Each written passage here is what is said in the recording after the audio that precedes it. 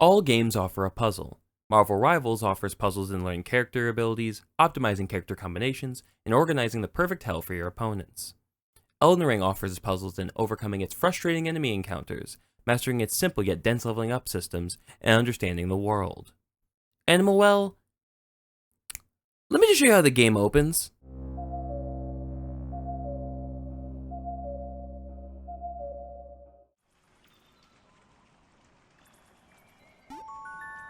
Compared to most Steam games, Animal Well does its best to obscure the exact pieces that comprise the experience. Marvel Rivals is simply fight your enemies or help your allies as a complex Marvel character. Elden Ring is simply be a guy and win or enjoy the countryside until you find shiny stones or a big stick.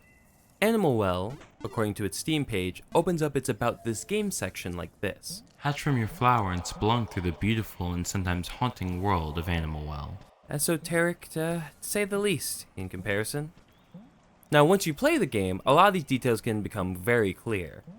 But, yes, we're going to talk about Animal Well, but I feel like it'd be against the spirit of Animal Well to just spoil it, just talking about it outright. A little will be spoiled, but I would see it the same as watching a trailer. Just enough to understand a point, no more.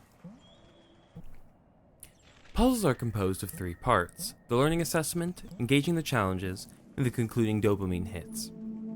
Most good puzzles introduce a simple action, have you understand it, bend it, and then iterate from it. In this recording of Animal Well, I find, in full transparency, a Slinky. Yes, Animal Well is very strange. The Slinky has one core use: slink. You can play around with it, but you quickly hit the environmental limits. If there's nothing for it to slink for, like if there's no purpose you can find, it's effectively useless. But it's a tool. You place it in the tool belt, which means its uses have not been seen in totality. This is the learning assessment. The learning assessment isn't inherently a tutorial, it is the moment where you learn something that will continue to be important. In this case, that the Slinky is able to slink in how it slinks.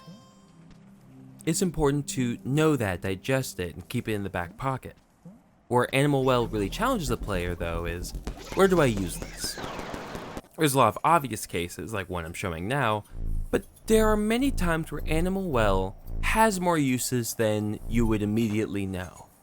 And even knowing that makes it more almost anxiety-inducing, the capabilities and possibilities, at least of something that looks as simple as slink, slink, slink. Animal Well is one of the least hand-holdy games to ever do it, because, fun fact about this Slinky, it's entirely possible to miss it. Now, you're going to need it to beat the game, but there are items I found in this series of recordings that I had never engaged with when I even conceptualized this video. So even with the Slinky, an item I found quickly in my first run and found a bit later in my second and third, assuming that there's like 5 to 8 more core items in the game, how do you even get through this? For a puzzle to be a puzzle, there must be some challenge proposed. It can be as simple as Wordle. Figure out this specific 5-letter word in 6 guesses, for today. It can be as challenging as Elden Ring's, kill this guy, I bet you can't. Animal Well's challenge is in its silence. At least when you have a defined purpose, you can overcome it, because you know what the something is to overcome. My biggest struggle with Animal Well was not really knowing what I'm doing or really why I'm doing it. You can kind of start making up your own goals once you have like a better understanding of the map, and there's things like that you can do, but only when you know that you need to do that. So I kind of was just moving around the map for a while. Each individual puzzle room has a challenge proposed, but the grand challenge still perks up. Why am I doing this? In Animal Well, your decisions do something. They move you forward, but there's not really an end destination until you get there. Animal Well does not struggle with having you feel like this game could last forever, a paradox of feelings for someone who is enjoying it, kind of liking finding the new items and going through these puzzles, but also struggling to stomach why I'm doing this. In fact, I wouldn't have even got this far until, well, let me hold my horses a little longer. Maybe some people could have grasped onto some goal, but for me, I didn't, and I kind of struggle with that, so the feeling of being so aimless is very uncomfortable for me. Animal Well has taught me that I personally need a slight nudge to get me into certain games. Or maybe that I'm so used to even the little bit given by games that the lack of one for Animal Well was quite off-putting. What was able to have me continue playing was showing my girlfriend the game. My motivation was now realized, but extrinsic. One personal crash out that kind of overwhelmed my feelings on the game, or maybe one bad puzzle that I spent too much time on and it got me frustrated, and I could have still dropped the game quite quickly. It's a lot easier to play hours of a video game or watch through a series when it's able to be enjoyed singularly. Playing games or watching series with friends is nice, but that can be a different genre of enjoyment depending on who you are. I absolutely have games that I can play alone for the rest of my life, like a game dev tycoon, but I can only really stomach games like Valorant or Deadlock with a good friend. Fortunately for Animal Well and myself, an extrinsic motivation was enough to relieve my uncomfortable aimlessness. But I'm almost mad at Animal Well for having me learn this, as my expectations of the game led me to believe I should have been able to enjoy this game alone. And I think all I would have needed for that to be fixed is a slight push towards exploring more than just for exploration's sake. All that to say, this is only kind of a critique of Animal Well. Clearly this is part of its appeal, or else it would have tried a bit harder to sell you than its Steam page does. That's a bold move, and I really respect it, but also it was the reason I nearly dropped it. The success of overcoming a challenge provides a hit of dopamine. Dopamine I would describe as a reward trigger in your head that makes you feel good. I think Roller Drum does an excellent job expressing this in its gradual difficulty and juggling of movement and shooting mechanics. It isn't just about completing the level, but sometimes it is, just getting to the end, doing these challenges to unlock new levels, and more can be its own reward. Animal Well and Hotline Miami do bend this particular trigger. In Hotline Miami, the game itself gets more hostile, excessively difficult, and turns excitement and joyful wins into relief, and slow breathing, and trauma-ridden successes. In Animal Well, yes, you do feel like you succeeded in moving forward, but I still didn't really know why I was doing anything at all. Even in Hotline Miami, I killed a room full of enraged criminals. I at least feel like there was some purpose to it. In Animal Well, it was simply, hey, got past it. And the world is beautiful. It's fun to see it, but that value is very intrinsic. If I had decided for that to matter, then yeah, I think I would have been more into it, but I didn't know I had to turn that part of my brain on. And maybe I'm just a very technical mind in that way.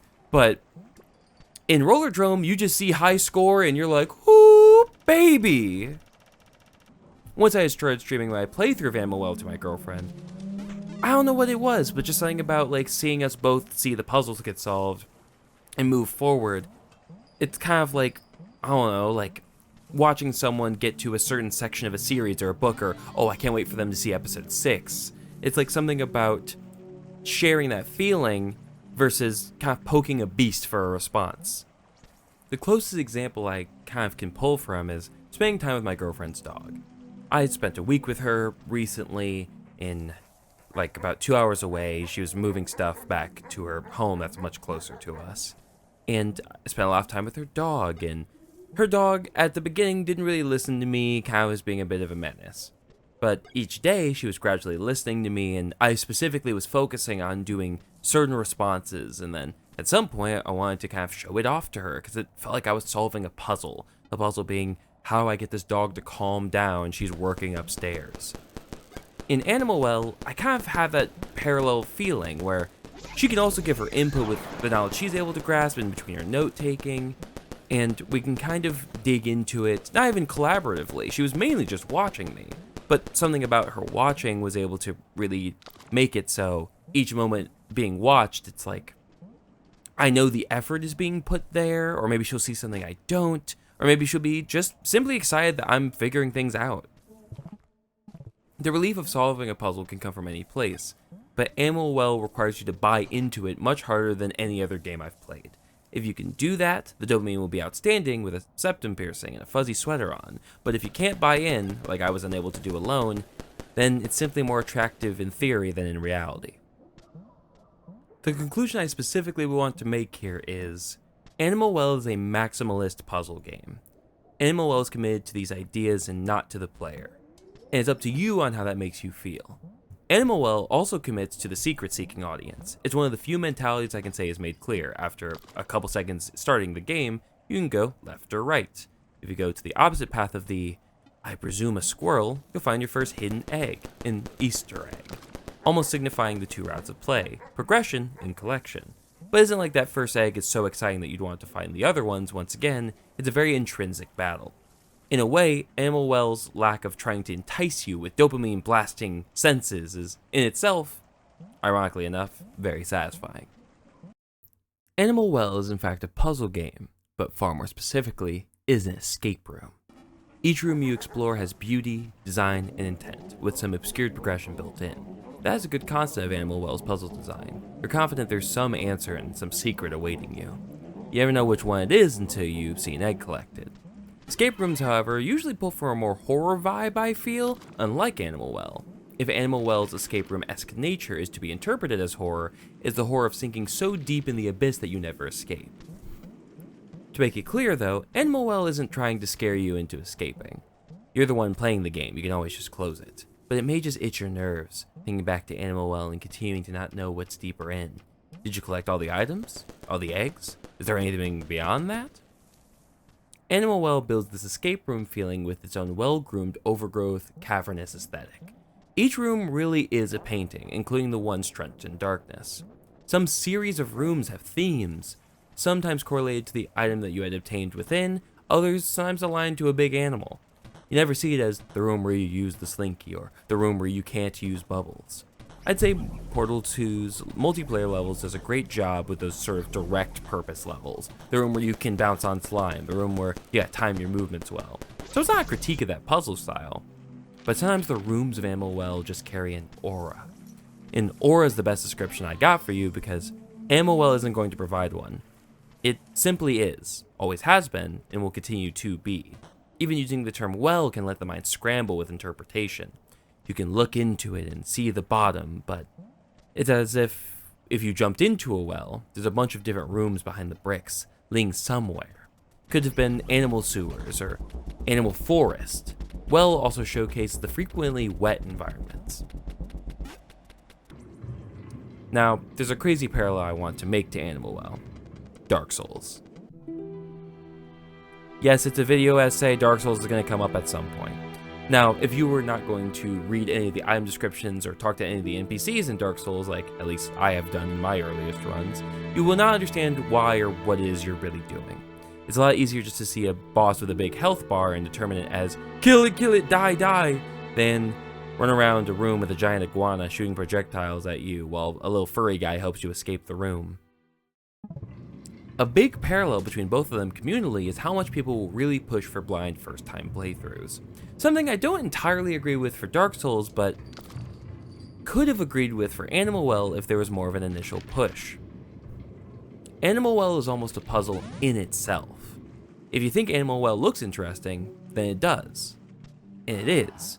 But it also isn't going to expand on that thought for you. You can find the visuals nice, but if you aren't someone who's hooked immediately just by the shininess of an object, Animal Well will have a hard time keeping you. There isn't even really an endpoint to be working towards. Is it to escape the Animal Well? I mean, the obvious one would be like, oh, find all the eggs. There was one in the room behind me. But then again, that kind of feels contrary, because I had to go behind instead of going forward. And where do you even place an end credits in a game that doesn't even tell you what the start of it's about? Okay, now as a brief editor's note, there became a point where it was obvious what I should be doing. And that's the good news, that you do get there at some point, but the lack of that at first for me was really bothersome for my first time experience. The thought is, oh, I should go towards this particular thing, wasn't a satisfying moment at all. It wasn't, I saw a cool thing on the map.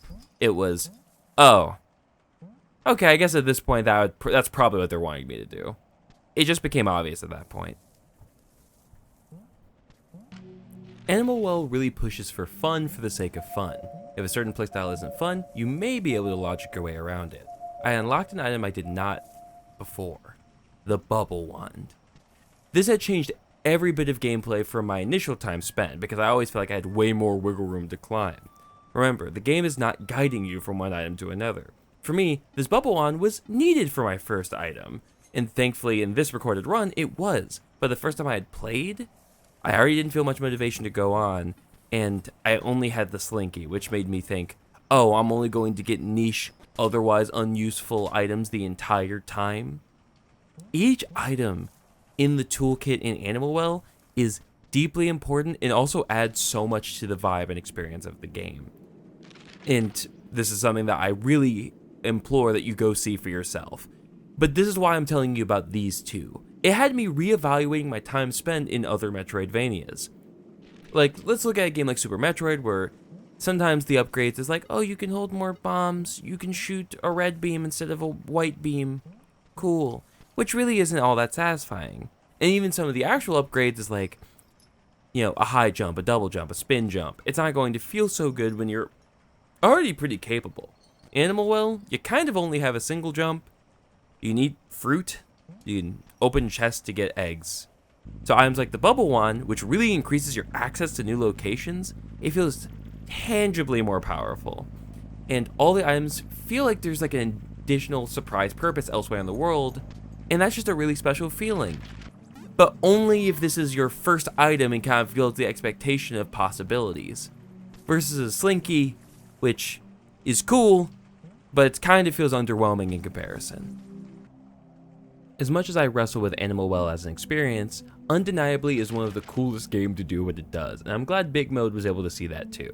It is immensely polished, has magnificent art, creature design, and somehow exists all in 50 megabytes of data. In terms of what Steam says is Warzone's hardware space requirement as of, I don't know, I guess as of this video's release, hopefully, numbers on screen just in case, you could fit 4,375 copies of Animal Well into one instance of Warzone. I truly invented this number. I don't know where I got it from. The math is 3,572. I don't know how I messed up the first time when I originally did the script. That was in the script. I'm doing this live now while I'm at, you get it. The second fact is it runs like butter and could have even fit, to once again reiterate on the size, on an SNES cartridge. It may very well be possible to run these on one of those popular AliExpress retro handhelds. And Billy Basso, the developer, single developer of Animal Well, also made the engine himself. He has a lot of interviews out there, so if there's any part of Animal Well that you think is interesting, it's out there in abundance. And I'd recommend it too. The effort and craftsmanship of this is of a high potency. Now, I want to say, I don't personally love when people value things as, wow, this was a miracle that this got made, or wow, you had to be the greatest programmer of all time to do this. Animal Well feels incredible as someone's passionate work coming to fruition. It feels very achievable. A relaxed pixel art design, a game length that isn't too long or too short, the mechanics being simple in digestion but complex in its environments. It wasn't innate talent that made Animal Well. It was passion and effort. When I play Animal Well, it feels like anyone could have made it.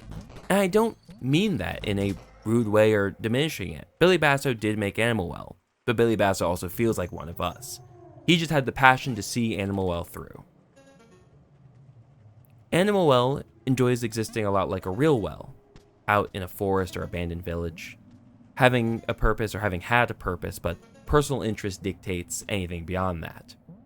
You know a well is to obtain water, but also it served farmers and others across history. It also serves a lot for people who are off the grid and have a valid water supply, so why not use it? It doesn't have all these filters and all these chemicals in the water. A well has a lot of diverse uses. It can almost be puzzling how much you can get out of these single-purpose devices. All that to say, Animal Well is truly art. It's truly a game that I can't imagine would be corporate approved or even cares to be. It was made because a fan of games wanted to make a game. A guy that liked puzzles wanted to make a game about puzzles. If you just pass Animal Well on a Steam Curator page or YouTube review, yeah, you may be more interested to look into it. You may not. It does thrive off being this very creative identity, Animal Well. It looks very interesting. But if you're just here for Monster Hunter Wilds, yeah, you're probably gonna have a hard time competing with the dopamine expression of being a guy killing monsters, or being a gal killing monsters, or being non-binary killing monsters. Many of the most popular games are constantly trying to provoke either its acclaim at you, or simply trying to shine as many lights into your eyes until you simply have to look at it. I struggled giving Animal Well a proper chance. I played 1000X Resist a bit after my time with Animal Well, and that game was an immediate, premium delivery of everything I could have wanted and needed right away. But Animal Well lied here. A visual spectacle I just had to try one more time, because I tried playing Fez before that, and I'm like, this feels old and like too slow. I don't really want to give it the time. I played Tunic, and I just got to a point where I'm like, okay, I've experienced enough of the game. But this one, I couldn't even get into, and I really wanted to. And I got there. And thankfully, as of this recording, very recently in the editing process, 3 days ago, when this video project even conceptually started months ago, I was able to get to the credits, guys! Now, I didn't start writing this video expecting to have beat Animal Well. This is the most updated part of the script. I had dropped Animal Well several times. Obviously, I talked about showing it to my girlfriend being my motivation, but then, very recently, yeah, I got to the end. I have the gameplay recorded, of course, but I'm not going to show it off. My initial issues did not change in terms of motivation, but with my girlfriend aptly spectating, I was able to cross Animal Well off my list of games I hadn't completed, and in fact dropped. And immediately as it was over, I had this itch of, oh no, I want to keep going, but I also knew myself, and I think my thoughts and appreciation would diminish if I gave it immediately more attention. It's something I'm going to come back to down the line. Puzzles build character, and puzzles will be essential parts of any sort of designed experience. That's the job of the designer, and even less puzzle-centric experiences to give you a fun problem to solve, to repeat, and complete. Challenge and overcoming challenge is one of the keystones to having any sort of fun. Even Animal Crossing has you fiending for money, Islander, and carpets. Sometimes it's even dead simple. An enemy has 5 HP, reduce it to 0. We're talking Pokemon, tackle, scratch, any sort of damaging move. Persona, you can use Persona! Sorry. That's going to be annoying because that's going to make me pull some clip from that game. Action to complete the kill, or sometimes you let the enemy come at you if you're fine with any possible consequences. Not all puzzles will click with you, and sometimes the puzzle of a game you're struggling to give attention and respect to is figuring out if it's you, the game, or your headspace when trying to play the game right now. If you want to give something a chance, don't be so objective. Revisit it. Play with it. Give it time. Maybe wait till you see a video essay about it that really gasses it up. Punk Duck is a content creator who's made a bunch of different videos, but this video popped off, and actually what's made me pull the trigger on Dragon's Dogma 2 while it was on sale still. Should Animal Well change to be more immediately engaging? For me, I think it's an inherently bad question. If the game designer were to ask me, then yes, I think just something as more of a hook. Yes, the scroll runs off a direction, but it's like, why am I here? Is the designer happy I'm going to give his world of time, attention, and even this video essay? And showing it to someone like it's a hidden gem? Yeah. Animal Well is a fantastic, modern, potent puzzle game. I'm glad I can say that with a sense of authority instead of with the perspective of I hadn't beat the game. Puzzle games can be fun. In fact, this game proves to me that I want more Metroidvanias without combat. I honestly think the genre does better with less of a focus on combat. Enjoy your puzzles. Play Animal Well. Experience the power of a well-made and charming puzzle box experience. Or I guess you can still play Fez. I don't know, it didn't really work for me. People say Outer Wilds is so good, but lord did some of it scare the living shit out of me.